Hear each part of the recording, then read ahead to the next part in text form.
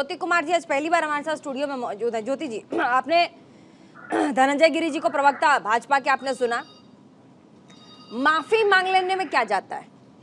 अगर जैसे मैंने कहा, एक तबका ऐसा है जो ये कह रहा है कि राहुल गांधी के खिलाफ बीजेपी एक नेगेटिव नैरेटिव सेट कर रहा है, ठीक है। तो दूसरी तरफ एक तबका ऐसा भी है, वो ये कह रहा है कि अगर आपने किसी एक समुदाय के प्रति अपने मन की भावनाओं को नेगेटिव नकारात्मक तौर पर अगर आपने कहा है और आपको इसका एहसास है, तो आपको सॉरी बोल देना चाहिए, माफी मांग लेना चाहिए।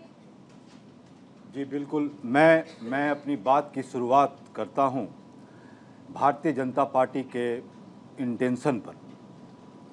वो क्या चाहती है इस देश में, आप इस चीज़ को देखें, इस पूरे क्रोनोलॉजी को आप देखें, राहुल गांधी के वक्तव्य को, और आपको ये देखना होगा कि हम अभी तो खैर हमारे आपके पैनल में लर्नेड काउंसिल्स बैठे हैं, they will talk about all this मानहानि बेटर देन मी, बट मैं अपनी राजनीतिक बात करना चाहता हूँ कि आप इनके इंटेंशन को देखें। 7 फरवरी को 2023 को राहुल गांधी पार्लियामेंट में बोलते हैं अदानी के खिलाफ, और फरवरी 16 तारीख को complaint withdraw his own request for stay in the Gujarat hard court, जो मोदी जो है जिन्होंने केस फाइल किया था। और उसके तुरंत बाद 27 तारीख को ये हियरिंग रिज्यूम हो जाता है और शुरू भी हो जाता है, और मार्च 23 को ट्रायल कोर्ट इसको कन्विक्ट कर देती है, और 24 को इनको आपको पार्लियामेंट से इनको डिसमिस भी कर दिया जाता है। अब देखें, अब जब मानहानि की बात करते हैं तो आपको ये बात समझना होगा कि ये जो मानहानि का जो बात बनता है, वो मानहानि है क्या? मानहानि जब उसी को कहते हैं जब मानहानि किसी को जनसंख्या को बहुत बड़े बात को करते हैं। आप घुमा नहीं पा रहे, अब रुक जाइए। ठीक है, आप अपनी बात कह रहे हैं, ठीक है, लेकिन राहुल गांधी भी कम नहीं है। कहाँ क्या नहीं कहा है उन्होंने।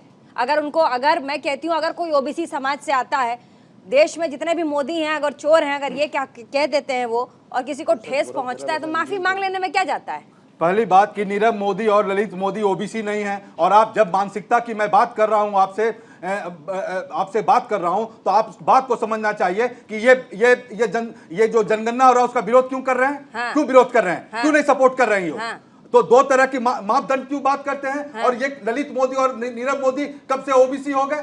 कब से ओबीसी हो गए? हाँ। और अगर ओबीसी उन्होंने बात कही, और आपको भी पता है कि किस संदर्भ में इन्होंने बोला था। हाँ। जब वहां पर कर्नाटक में ये बात बोल रहे थे, हाँ। तो उनका संदर्भ किसान का था, उनका संदर्भ बेरोजगारी का था, उनका संदर्भ महंगाई का था, और आप उसको बेवजह इसको फंसा के, लेकिन आप लोग राहुल गांधी को समझ नहीं पाए हैं। जो अपना घर, जो आपके बोलने से पहले वो घर छोड़ राहुल गांधी को घर से निकालना चाहते हैं, आप गरीबों की आवाज को दबाना चाहते हैं, आप चाहते नहीं है कि बेरोजगारी का सवाल उठे, आप चाहते नहीं है कि महंगाई का बात उठे, और आप बात करते हैं भारतीय जनता पार्टी की। अभी विजय वर्गीय जो उनके जो मंत्री हैं, उन्होंने क्या बात किया था महिलाओं के बारे में? क्या बात किया था? क्या आप देखिए, आप लोग मुद्दों को सुर्खियां बदलने से मुद्दे नहीं भटकेंगे। हाँ। मुद्दे वही रहेंगे। आज आप उस पर क्यों नहीं बहस करते हैं कि सतपाल मलिक ने आज नरेंद्र मोदी के बारे में क्या बोला था? डिबेट का टॉपिक आप देने लग जाएंगे, डिबेट का टॉपिक आप देंगे। राहुल गांधी का मुद्दा छोटा लग रहा है आपको? राहुल गांधी का मुद्दा छोटा लग रहा है आपको? उनके प्रवक्ता राहुल गांधी का मुद्दा आपको देश का मुद्दा नहीं लग रहा? राहुल गांधी का मुद्दा, उनकी याचिका को खारिज किया गया, आपको नहीं लगता कि ये मुद्दा, इसमें बहस होनी चाहिए? तो कैसे बोल रहे हैं आप? और आप एजेंडा तय कीजिएगा।